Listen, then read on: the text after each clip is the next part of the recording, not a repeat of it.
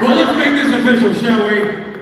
Good people of Rosemont and the surrounding counties, a big Illinois hello to Ginger Nichols and Jared Padalecki.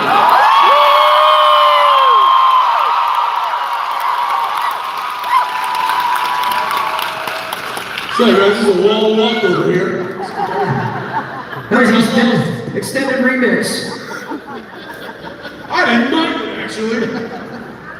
I'm sorry. Hi. Ladies and gents, Rob Benedict.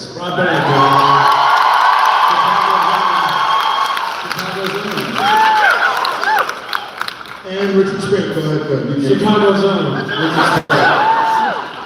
Chicago's disowned. I'm cool, dude. What?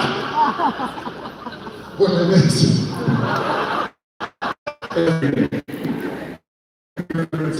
Yeah. Sorry, buddy. I'm not sorry, you're Maybe I Yeah, sorry.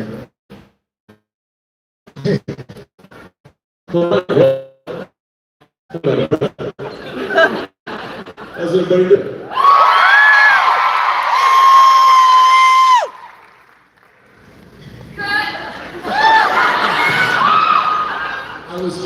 For those who are curious, apologies first off, but I was stuck in a pretty intense conversation with Felicia Day backstage, through the miles and miles of hallways.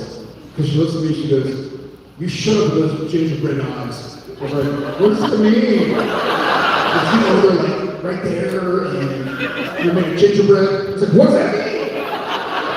So it was a treat. You didn't miss much. You get to see this handsome fella and these wonderful dudes, and Robin Rich. Let's hear him. Thank you all for bringing us here. I think, who's first on? I think Chicago.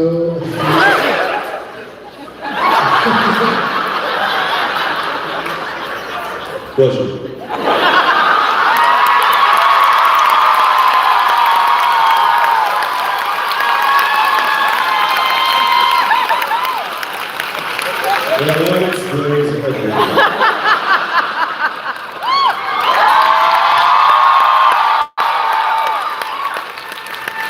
Thank you, Chicago.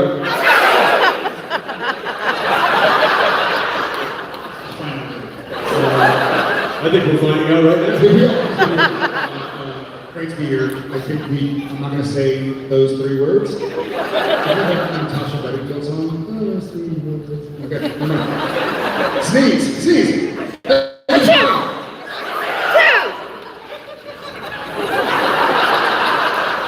you. That was a good sneeze. This is going very well. Glad to be back. Let's go ahead and start. Y'all guys have been waiting for me to talk before. Anyways, hi, how are you? Hi. You're great. Hi. Hi. My name is Amber. Amber. I just have to say you are my favorite. Thank you, Chicago.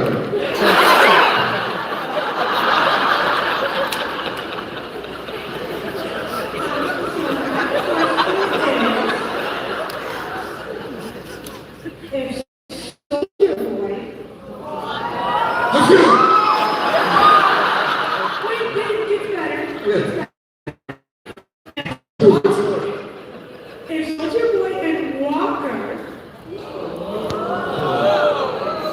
Yeah. Is this like Fuck, Marry, Kill? Ask me for a friend. So if Soldier Boy and Walker team up against Sam and Dean, who would win? Is just the chest plate is just like a weapon. He also is a superhero and has super strength And a rubber suit. And a nice ass.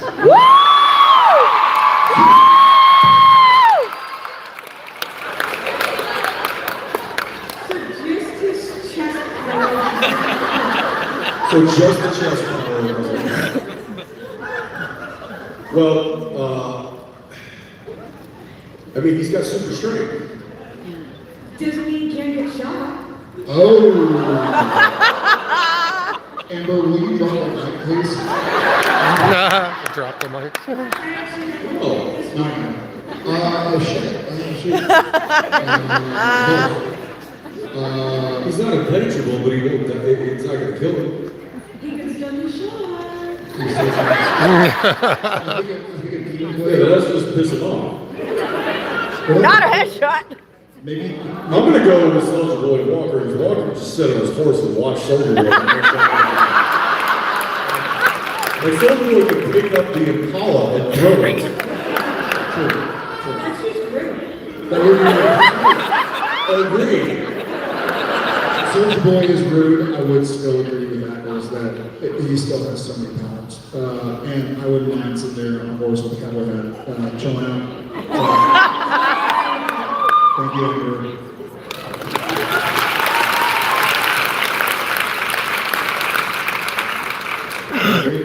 Although I do like the thought of like Sam and Dean in the like truck of the Impala, like pulling out every weapon and shooting at Soldier Boy. Being like, no, next, no, what about this one? No, no, no. The grenade launcher finally. Just watch through the smoke. Like, no. Ninja stars. All right. Hi, I'm Brenda. Hi, Brenda. Thank you guys so much for being here. This is so much fun. And I have a parenting question. I have 5-year-old boy-girl twins, and I know you guys both have 3 kids. I was wondering if you have any parenting advice. I struggle. I always wanted 3, but now I don't think I can actually manage it. If you still do want 3, I'll give you one of mine. Which one? Odette. That was fast. Didn't even think about it. That's what I said. Well, because I know that she will probably hack all of your stuff anyways and still be in contact with me. And probably run away and find her way back home. It's funny you ask. Congratulations on your twins, boy, girl, honey. I have a funny thing where I don't give advice, but I'll tell you my opinion. And this harkens back to something that Jensen and I experienced on set together. We were scrolling through like memes on an app or something, and it's funny stuff, and fast cars and juicy burgers and all that. And then it scrolled, and it said, "There comes a point in time where you put your child down and never pick them up again." And you never know when that is. So all those crummy nights or days or little fights here and there, good little brains are still forming. And there's going to be a time, like Tom, my 13-year-old, went from 5'3" before 7th grade to 5'9" a month ago before 8th grade. So he went from an inch shorter than Jen to like 5 inches taller. And he's like a guy. He's like 160 pounds. And he's like, "Hey, Dad, can you do that?" I don't know why. I feel like I'm on set with like Mark Shepard and Jensen and Misha. Like, "Hey, Tom, how's it going?" But like he's 160 pounds. You know, Jen's 120. I don't know how much he weighs. Less than 160. Let's not talk about it. Let's not talk about it. But there comes a time where you're gonna put them down and then put them up. And that helped me get through all of that sometimes. Thank you. I love Yeah, that. no, no problem.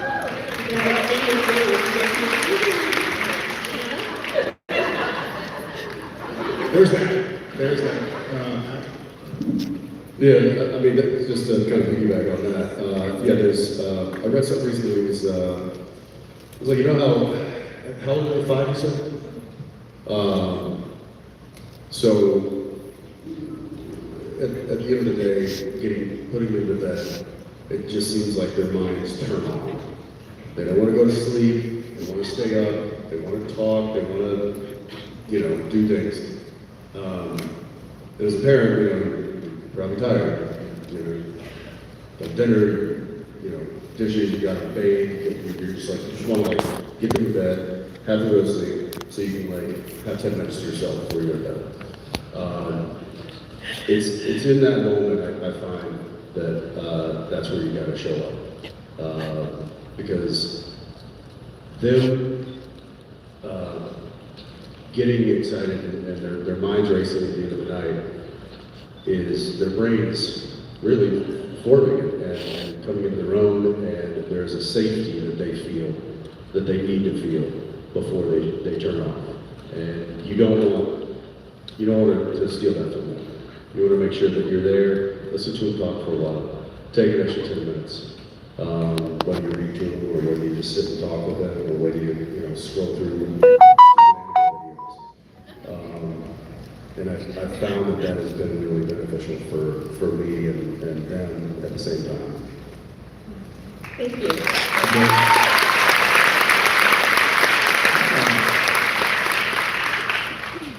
We're over here. I'm Caitlin. Hi, Caleb. Kayla. Kayla, hi. Hi to you too. You too. Thank you. I don't like public speaking. You're great. Okay. So sometimes I feel like I'm waiting for a more idealized version of myself before I feel like I'm allowed to fully start living and enjoy life. And I'm just wondering if you ever felt that way, and if you did, how did you move past it? Big time. Thank you for sharing that. That's very brave, courageous to share that in front of a giant group of people that I think probably largely you know that.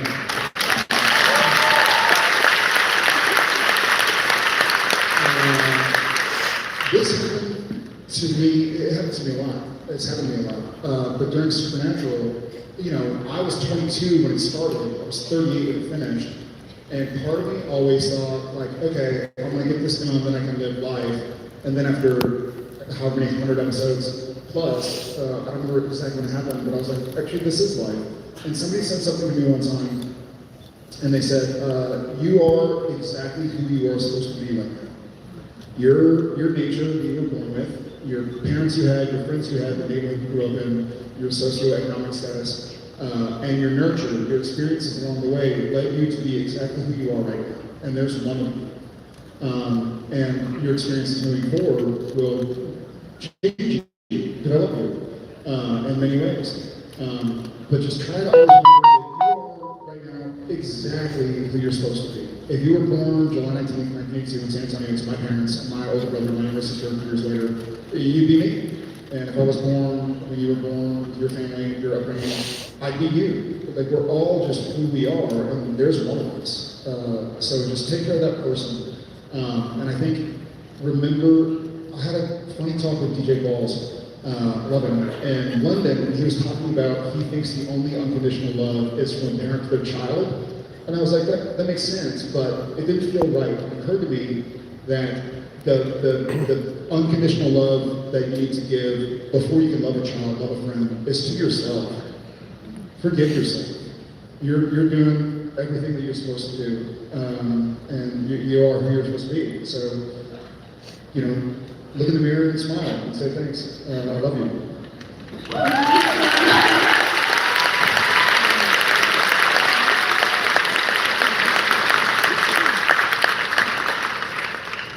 Well said. I'm Nicole. Glad to be back. Thanks for being here. My question is, when you get a new role, how much creative control are you allowed? Like, is it different projects, depending on producers, or like, how does that work out? Yeah, it largely depends on the project and what your involvement with it is, what your role is. There's sometimes you're stepping into a show that exists already, so you're just kind of responsible for your piece of the puzzle. And then other times you're part of the development process, which both have been, and we take on more responsibility as far as that goes. But it differs from project to project, is the easy answer. Makes sense. Yeah, same. Thank you. Thank you.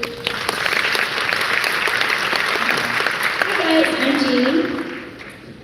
So am I. So is he. I think you're fantastic actors. I just love you. My question is, if you had to choose your dream role no matter if it was TV, movies, or Broadway, what would it be and why? Batman. The Invisible Man, so I can stay home.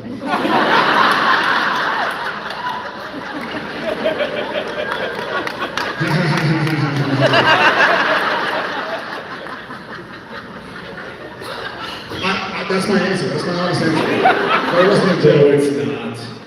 No, it's not. Yes, it is.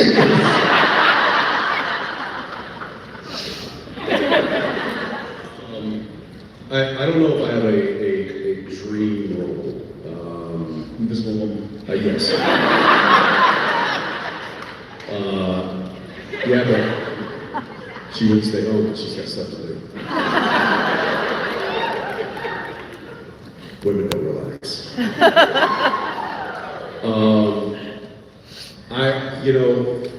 Every role I've been able to be privileged enough to be a part of and every project I've been able to be a part of. They're all dream roles because I'm getting to do what I love to do. And I don't know that there's something on the horizon. I'm like, oh, if I could just do that. Like going back to the question a minute ago, if I get there, then I'll have made it. Everything I do is a dream for me, and I love the fact that I'm able to do it. That I can still perform at the level that I need to, and the fact that I get to still work with amazing people and collaborate with creatives and have this life and have this opportunity. I don't take it for granted.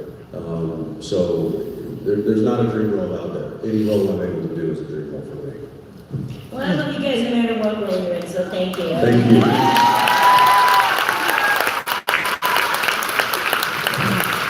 All right, Batman. Okay, fine. I said it.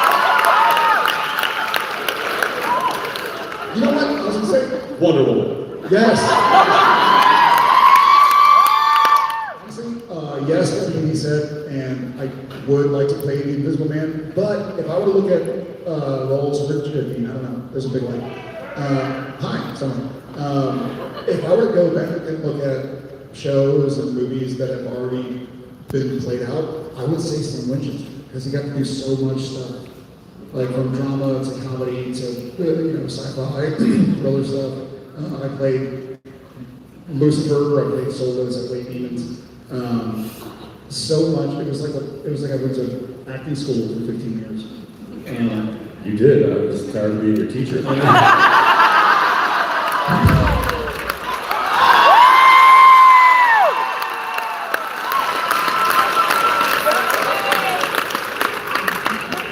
Thanks a lot, dude. Hey, it's great to be here. It's an incredible event. Isn't it? Yeah, Yeah. I'm here with my wife and my son, and we were talking earlier, and it's just like, it seems like year after year, life gets so busy, and it's just like, oh yeah, you had a lot last year, here's one more thing. It just gets worse and worse, and that sense of just trying to schedule it all. Like, my wife commutes an hour to work every day. And you're always like, there's just more things.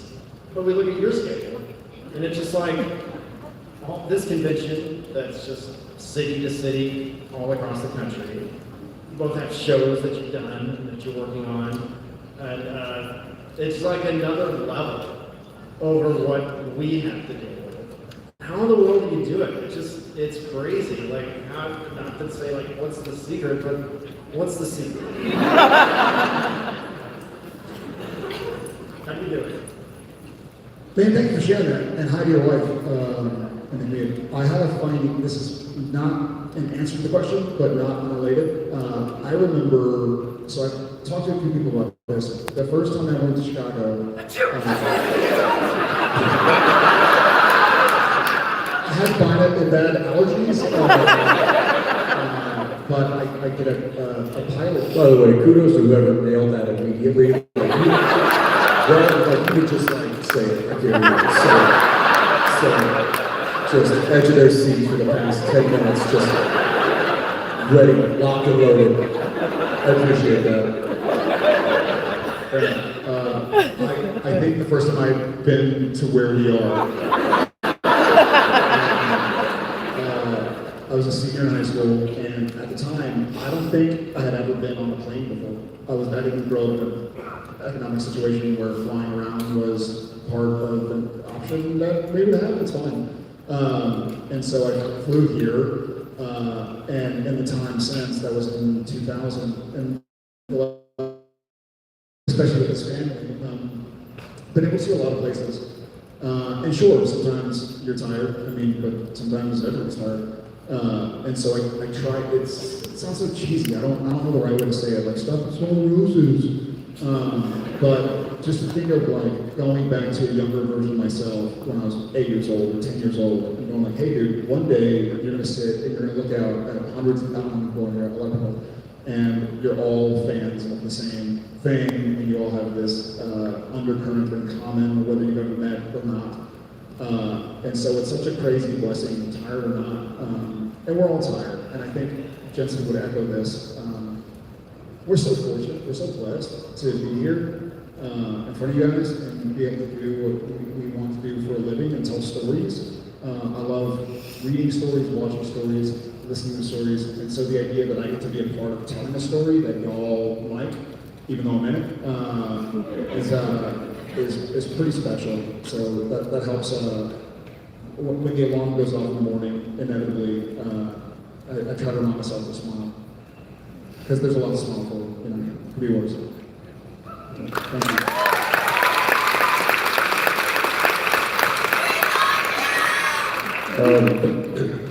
I will say the way that, and I'll speak for him a little bit too, the way that he and I are able to do what we do and how we do it at the capacity that we do it, largely falls on the partners we chose in life.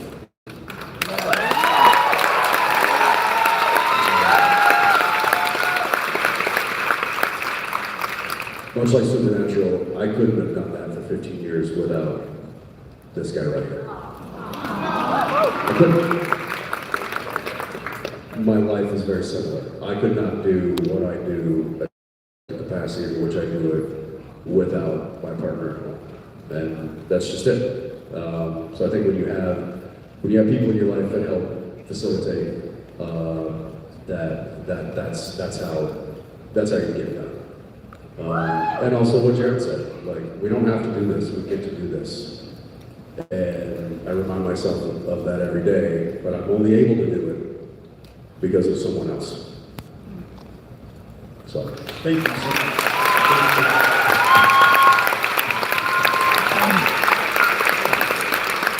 Hi, I'm Nissa. I'm pregnant, we're doing 6 weeks. I'm so sorry. 6 weeks? He wants a third kid over here. It's my third boy, so it's one of you guys had any name suggestions for me. I think Jared has a nice ring to it. To be fair, I do have a Jensen already, he's fine.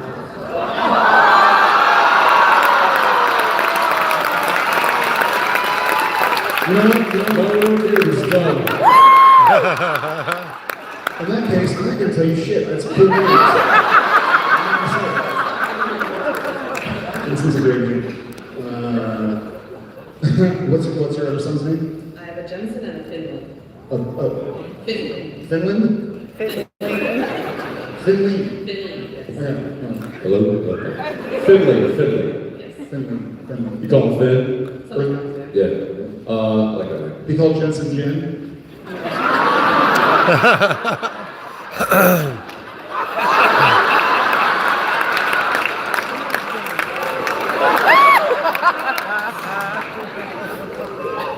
Are you looking for like a like kind of an abstract type of name, or are you looking for something more traditional?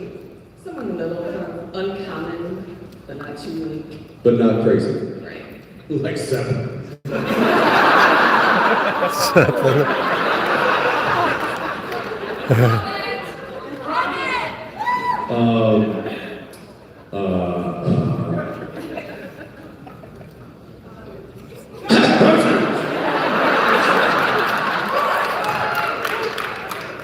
Chicago's good. I don't know.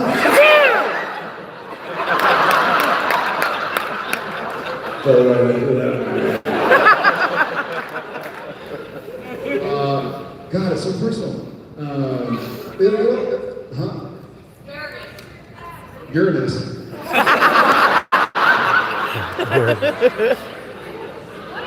You know what would be funny and probably worth it is to name him Dad.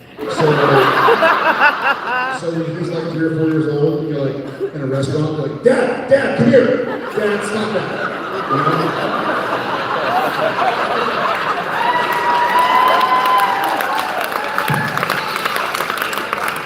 You know? You know, to be honest, I think Coulter is a good name.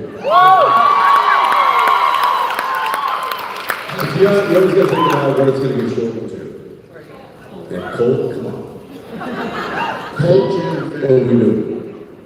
What's your what's your father's name? Adrian. Yeah, no, that's not gonna work. Yeah, Sorry, Adrian, if you're here. Jason Mans and I had a conversation about naming a dog. JC Penny said you had? Jason Mans. Oh, Jason Mans. Had a conversation about naming a dog, Come Here Boy. So you'd be like, come here boy, come here boy. Come here boy, come here boy. So again, you don't know Dad. And it's fun. It's you know, same words backwards. And it's, I mean, it plays out. Yeah. Any heritage? No. Like, you know, any kind of, okay, family name, nothing like that. Finland. I like Liam. It's a good name. Liam. Short for William? No.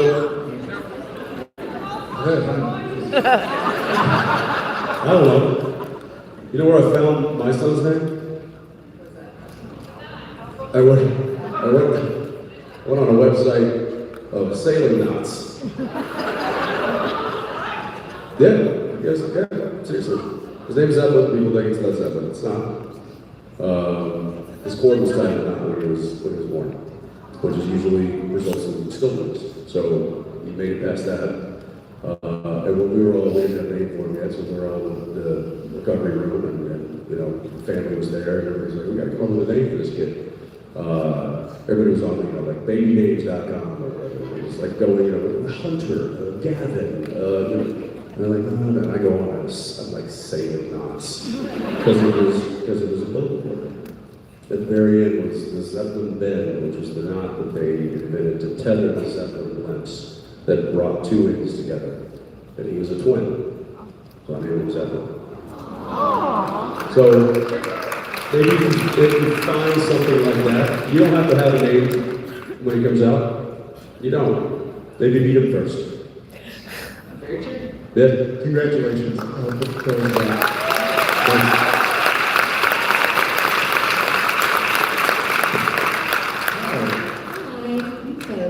We're here all the way from Alabama. I feel like Supernatural. Roll Tide! No, I feel Just like kidding. Supernatural has such an iconic musical influence. So I was wondering if y'all had a favorite song and scene combination. Like when the brothers escape the bank and Renegade plays. Yeah. That's certainly top 5 for sure. Top 5 for sure. You've got one. You love it. I love David Bowie playing the Fight the Fairies episode. And specifically, I love it. So we didn't really know. We knew Benjamin Black, I think, was going to play. We got work to do. Other than that, they had suggestions of like this would be, you know, blah blah blah plays in the background, but the song is like $1 million for 10 seconds, and so they're like, we'll do this instead. But I was not in the scene in the motel room where he was fighting the fairy in the microwave, and so I watched the episode, and Sam was still soulless, and I kind of had fun playing that part of Sam. And so when I watched it as an audience member, you know, because I read the script, but I wasn't there for his performance by himself, like a one-man show, running around, and I know how they do that stuff. It's not easy to film. And so I was watching it like, this is great. So that's one of my favorites. Dire Straits in the finale, when I'm burning the Dean effigy. Spoiler alert, sorry. Watch the show. Was pretty phenomenal. Anything Carry On. I love the Carry On acoustic version that plays. Yeah. Yeah, so many. Yeah, Night Moves. Yeah.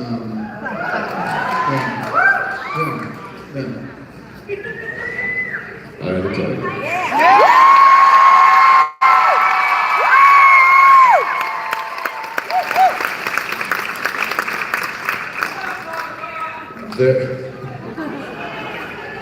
There were very few times. What?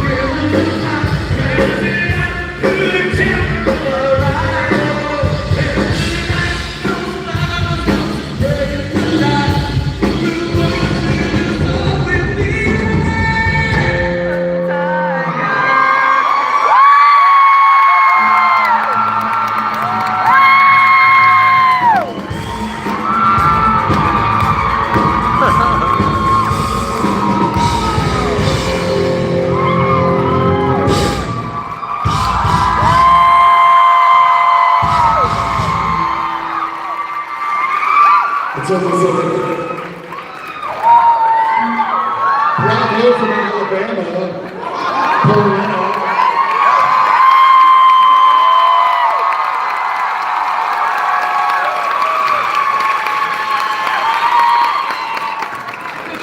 Beat that. I get to follow that. Awesome. Hi, I'm Sarah Z, longtime fan of the show, long time, and first time here. What does that mean? Long time. It was a long time. Long. I should get pause. Thank you so much. The first time I watched the show, I had to sit through commercials because it was like bunny ears. Like I'm in my 40s. That's all. Same. So I had a pretty hilarious conversation with my Uber driver, trying to explain to him what Supernatural was. And what came out of that made me realize just how much humor is in the show and how important that was, and drew me to it. You guys are pretty famous for your shenanigans on and off set. So my question for you is, how have you drawn the line or attempted to draw the line of when you inject humor into work and when you don't? Oh, I don't draw any line. Any chance we get. Any chance we get. The line is, if there's an opening, we take it.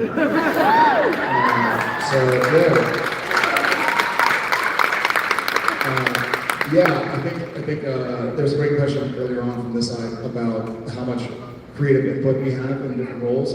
And so I know that on Supernatural, we were fortunate in that it was, Sam and Dean for 327 episodes, every episode. And we had obviously amazing characters along the way that we've all met and love and appreciate. But we knew our speed. If that makes any sense. Like when you're doing an episode of television, it's 8 business days. So you do episode 1, Monday, Tuesday, Wednesday, Thursday, Friday, have the weekend off.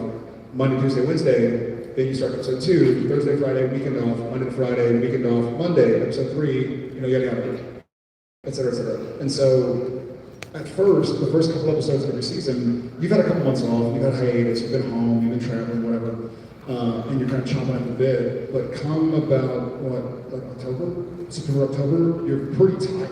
You're exhausted, like 16-hour days, and you're starting Monday at 6 a.m. and then starting Friday at 6 p.m. and going to 6 a.m. and then doing it all over again. And so I think probably around season 2 or 3, when we would horse around on set or something, the producers knew that this is a double negative on purpose. They knew that we were not taking it seriously. They just knew like, hey, we need a steam release valve. Like we have to laugh on set because this next scene we're going to shoot is really emotional or very stunt specific and very physical. And so when we would horse around, they're like, okay, they're just getting it out. They're getting the wiggles out, and then when we start the next scene, there'll be a game to play.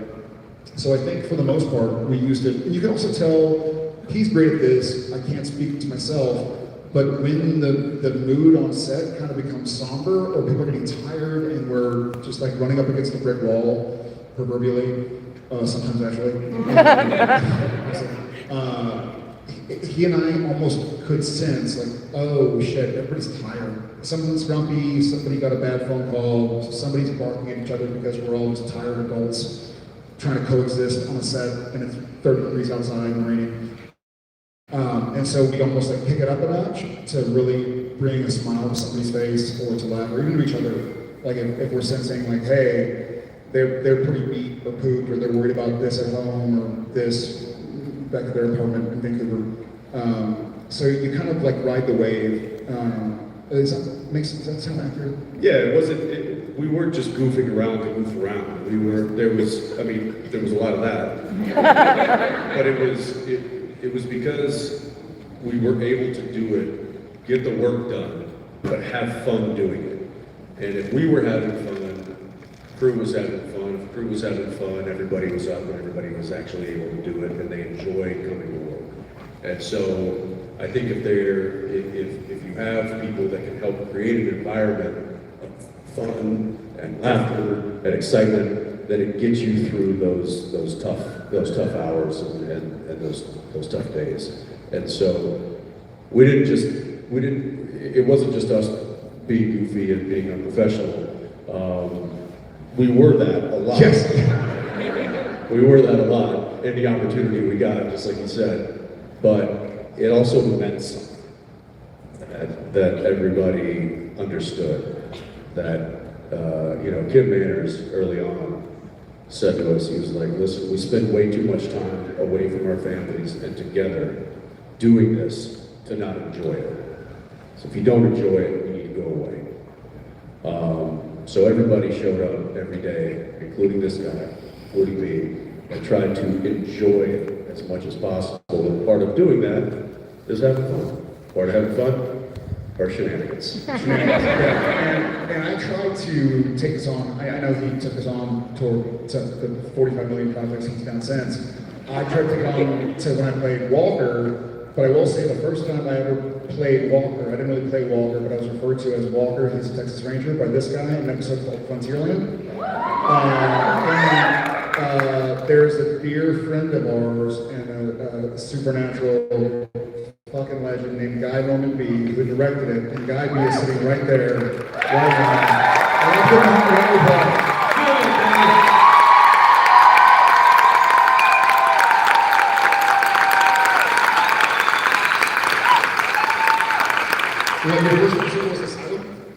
Asylum was his, yeah, that was the first episode. Many more. He's He's done, yeah. an absolute legend. He's and a well-loved family, member of the SPN family.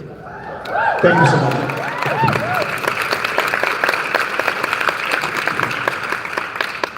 Hi, my name is Yunsel. My question is, in the show, Dean said that he always wanted to be a firefighter. Had he been a firefighter and still knew about the hunting world, how would he have coped with the people that he lost on the job? And would he have tried to like bring him back with what he knew of the hunting world?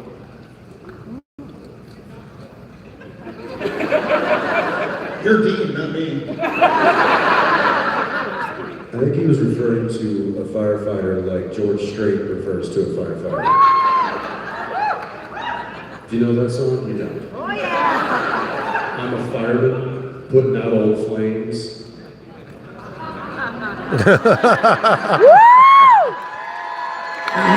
Going fireman, that's my name. That's. I always thought that's what it was referenced to. I don't think he actually wanted to maybe he wanted to drive a truck, but I don't think he legitimately meant a fireman. I think it was a reference to that George Strait song. Yep. So.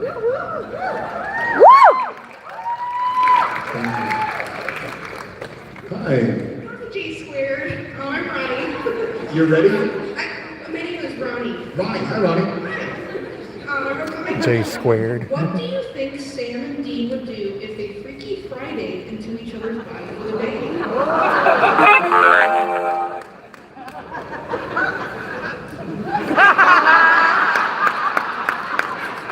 I mean, I have to find a magnifying glass to shower. You know what? I mean, I could have set my watch by that just then. Well, yeah, 3, 2, yep, there it is. That was actually swap meet. It was actually written initially. The first script was we were in each other's bodies, and the first scene.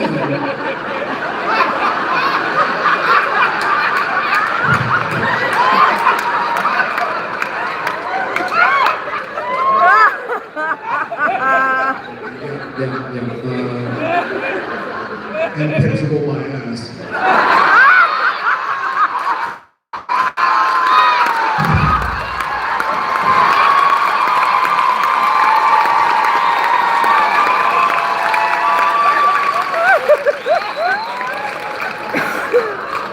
So, like I was saying, initially we, I'm gonna say this correctly. I just got a good question. How do you sign that? How do you sign what he just those shenanigans? You didn't have to. Just like action on stage. We're signing going on over here. It's translating for us, and I just sometimes feel bad for them. For having to try and translate our crazy asses. So the initial script for Swap Meet, Sam, how do I word this? Sam looks like we swapped meat suits. Meat suits. And the first scene looks like Jared would have been the actor, at a disco dancing to Saturday Night Fever. And we find out it's because it's Dean's brain or heart or soul inside of swapped into Jared Padalecki / Sam Winchester's body. And I have some boobs. So I can't bring for that.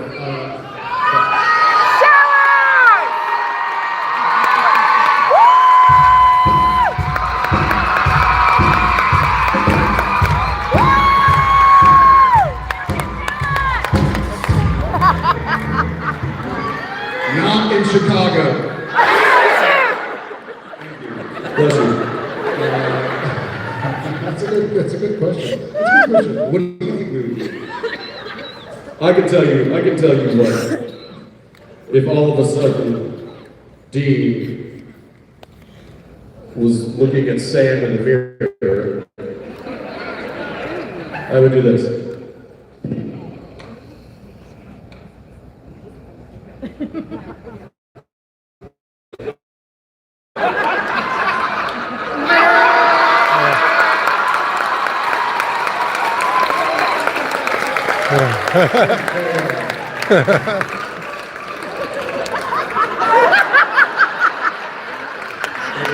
To his point, if Sam were looking at Dean in the mirror,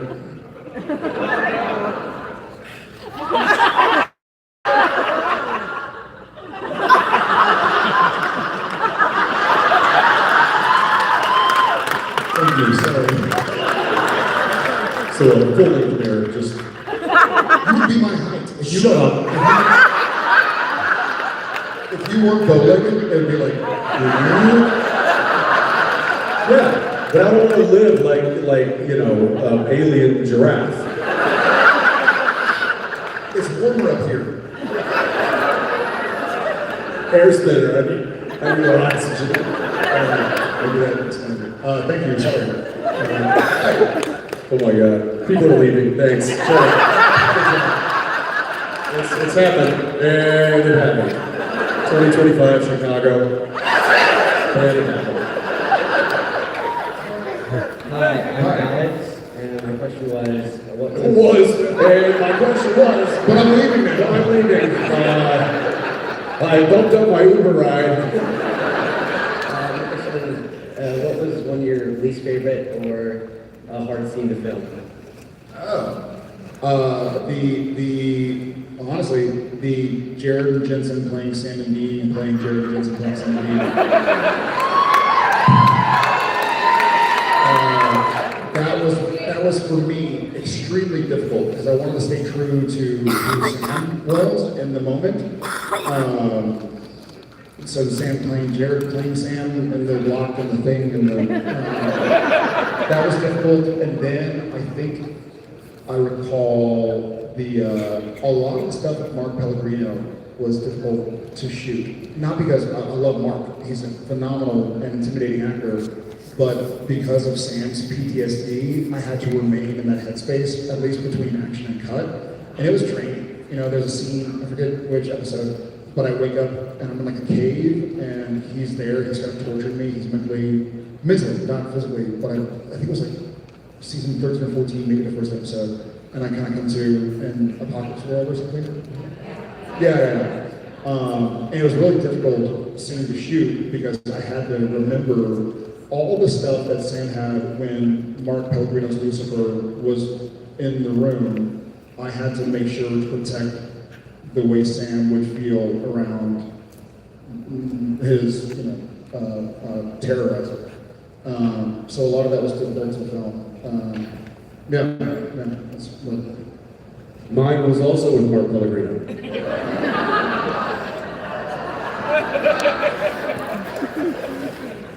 When I was minor, and Michael fought Lucifer in the church.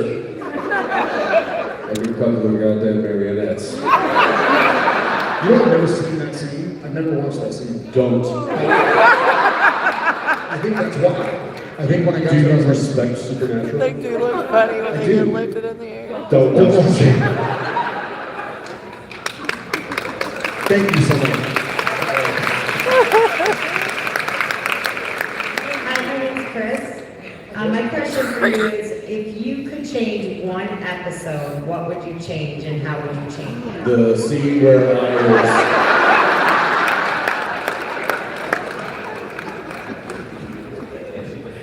I guess that scene. I've never seen it, but apparently,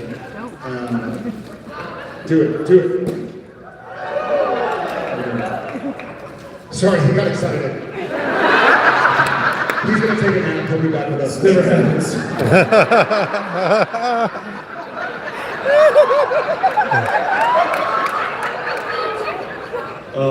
John. No, honestly, so there are a list of scenes or even an episode that we talk regularly about, bugs, or that scene with the Lucifer Michael, or killing the Hellhound and all that stuff. Like there are things that we talk about that were really tough and really annoying or really uncomfortable or whatever it was. But it brought us to where we got. And I don't know that I would change any of it. Not even the last episode? Now it feels like you're leading the witness. My hair. Fuck you.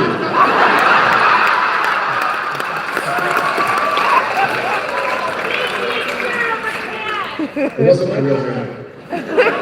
Yeah, No, not episode. Not even the last one. And I'll say it, if the show was just absolute perfection from tip to start, I don't think it would have given us something to wrap around as much as the way this show had to find its footing and had to continue to trip and had to continue to fall down and had to continue to get back up again. With y'all's help. Thank you.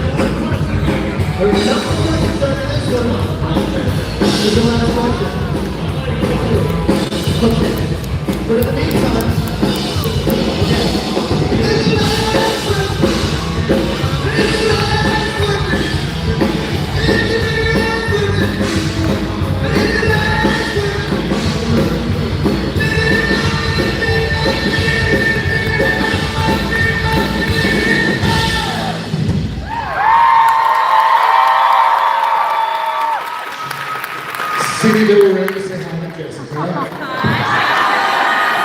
Just want to say hi to Chicago. Where are you from? Batavia, which is a small town. Very cool. Is this your first supernatural convention? It's my third. Well, welcome back. Thank you so much. Look at your all right, so you are our last questions. So we bring you up here and you can see what we can see. It's pretty awesome. But let's go ahead and do it. It's going to be awesome. I was a bit nervous talking to the crowd, so I just want to say what an honor it is to be here, to meet you guys, and I love you a lot, and the show has gotten me through a lot of hard times, and I have a lot of inspiration to carry this. So I just want to say that. And I also know there's been a lot of death scenes on the show, and